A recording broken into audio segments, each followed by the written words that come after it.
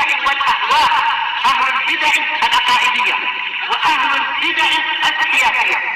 نقول بيننا وبينكم السلف، بيننا وبينكم الكتب، كان فيقول البدع بيننا وبينكم.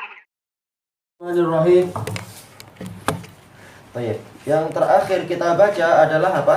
Yaitu masih ayat-ayat yang membahas masalah rasa takut dikarenakan menangis karena takut kepada Allah Ta'ala, dan juga menangis karena merasa rindu kepada Allah Ta'ala.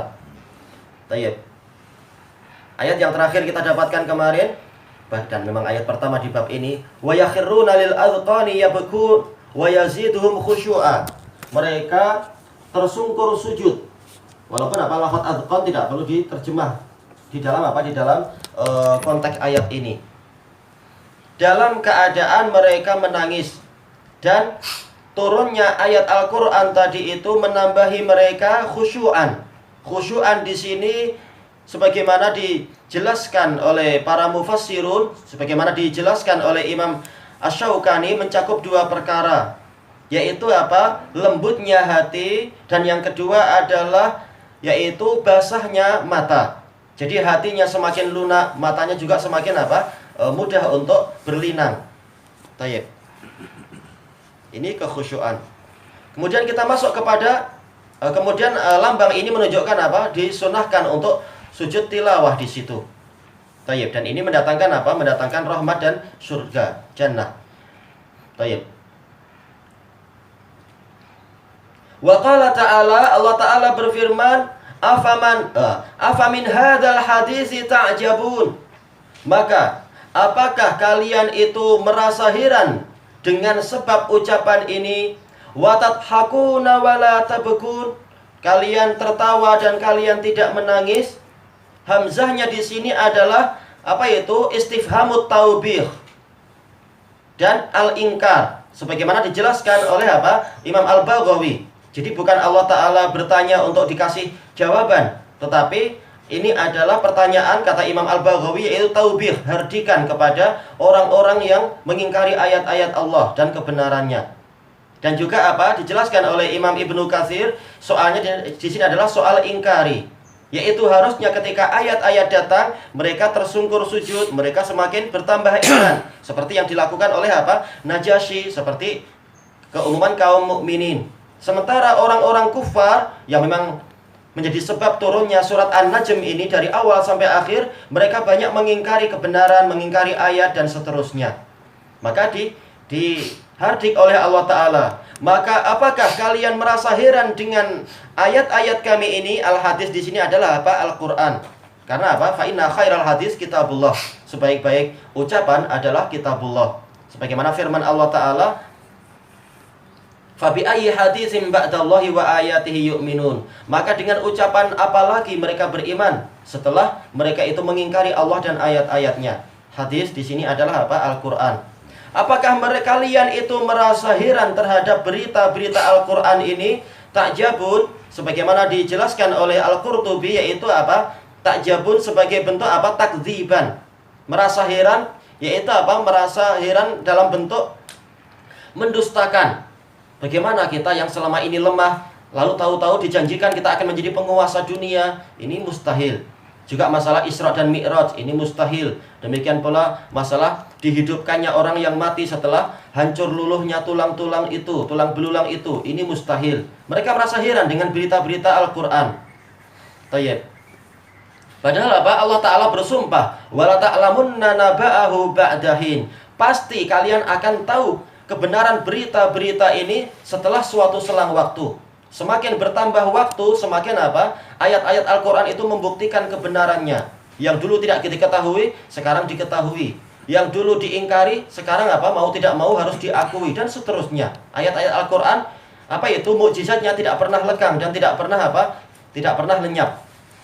Baik itu di masa awal dakwah Nabi sampai akhir dakwah Nabi, orang melihat benarnya janji-janji Allah. Demikian pula bahkan di zaman sekarang, berita yang dulu mustahil ternyata sekarang ketahuan betulnya. Berita-berita yang gaib terkait dengan masalah biologi atau terkait dengan kimia, terkait dengan geografi dan seterusnya.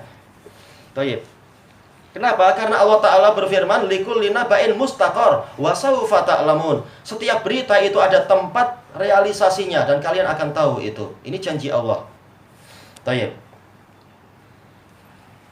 Gimana janji Allah akan diingkari? Gimana janji Allah itu tidak akan tertunaikan sementara Dia yang menciptakan alam semesta ini?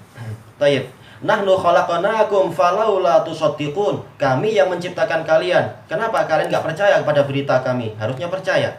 Sebagaimana kita percaya Allah yang menciptakan Dia, harusnya kita percaya benarnya firman Dia yang Dia sebutkan dalam Al-Quran. Satu persatu nanti akan terbukti berita-berita itu. Tayyib.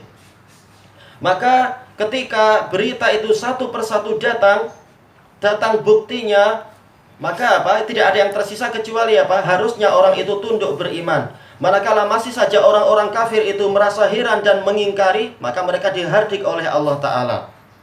Baik, apakah dengan ayat-ayat Quran dan berita Quran ini kalian merasa heran? Heran dalam artian takdziban, sebagai bentuk pendustaan.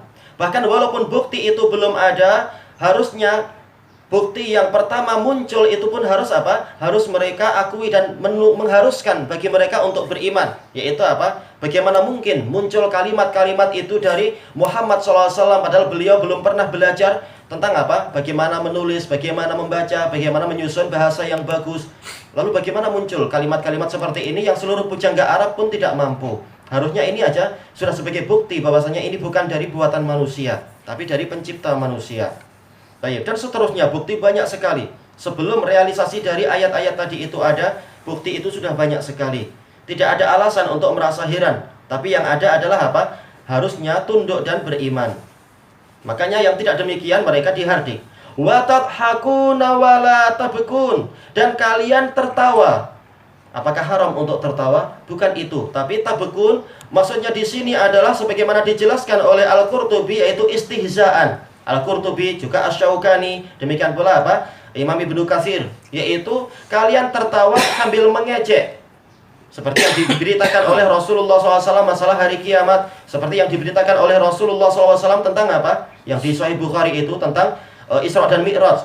Di antara mereka ada yang tepuk tangan, di antara mereka ada yang berteriak, di antara mereka ada yang meletakkan tangan di keningnya, menganggap ini gila Muhammad itu. Mereka tertawa, tapi tertawa karena mengejek, istihzaan. Wala tabkun, dan kalian tidak menangis.